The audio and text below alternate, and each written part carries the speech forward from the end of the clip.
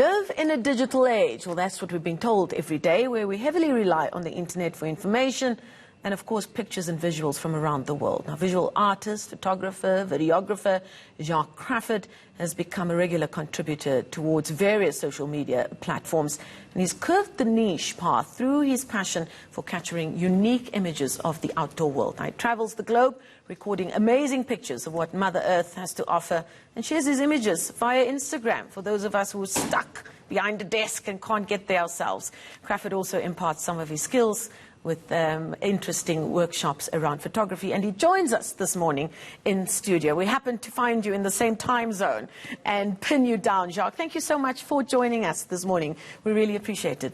Thanks, Marcel. It's a pleasure to be here. So you've just come back from Cambodia. And before we talk about your travels, give us a snapshot of, excuse the pun, of how you started your career in photography and visual work.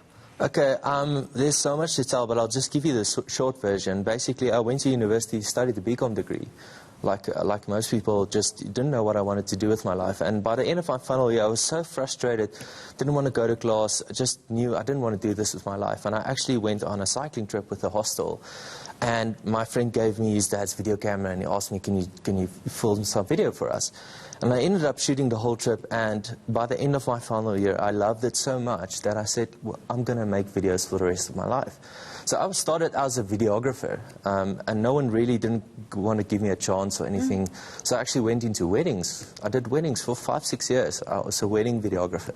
And then photography started developing, just with the technology changing into smaller cameras, photography cameras shooting video.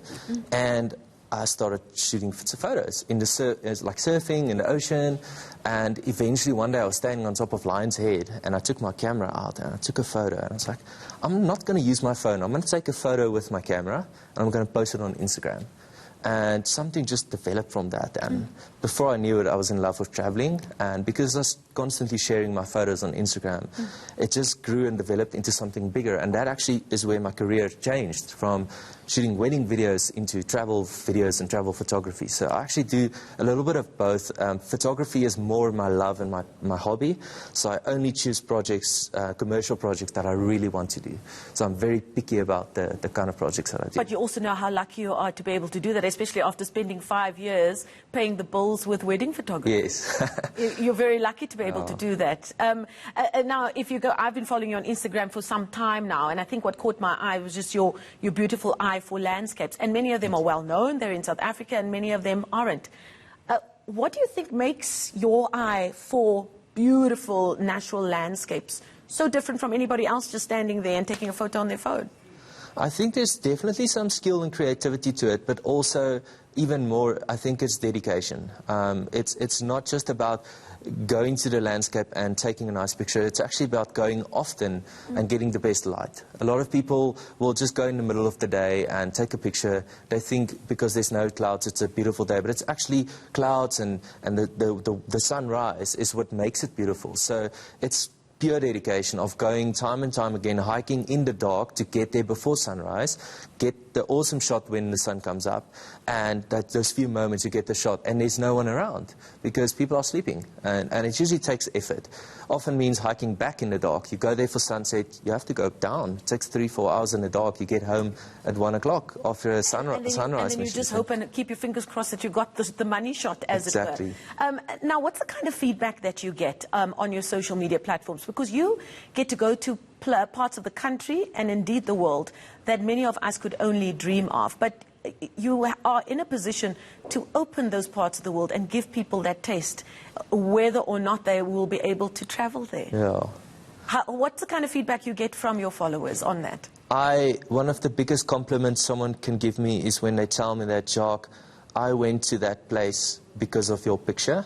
So that really means the world to me, and I like, because I myself was never fond of travel or nature for many years. I had a friend who invited me to New Zealand, and I said to him, you know what, I don't see the purpose in spending money on something I can't hold. And he said to me, you don't know what you're talking about, just buy the ticket. And that's where my love started. So I like to carry that over to people where they also see a beautiful picture, they are moved by it, and then they actually go there also. So in a sense, I am promoting SA tourism, and I'm so passionate about this country of ours and the beauty. We've got definitely one of the most beautiful countries in the world, most diverse, and I feel like Instagram is just my way of showing into our local people that you don't have to go overseas to see beauty. You can see it right here, and it's just something that inspires people to also go out and not just look at it from social media. Now, our conversation I've been having with friends is about how social media has changed the way that we travel, because it's opened our eyes up to places that aren't just the bog standard tourist attractions. So, for instance, a place like Paris, it used to be everybody goes to take a photo in front of the Eiffel Tower. But now somebody will make a post about a little cafe or a little view around the corner, down a hidden alley. But now the negative of that is that now also becomes a tourist attraction, and there are no real hidden secrets anymore because of Instagram. What do you make of some of the negative sides of what social media has done in terms of how we travel, and perhaps sending the travelers from across the world just to one place so they can reenact that one photo they saw on somebody else's platform?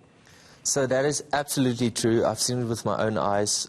Just from about 2016 was the year when I really started traveling.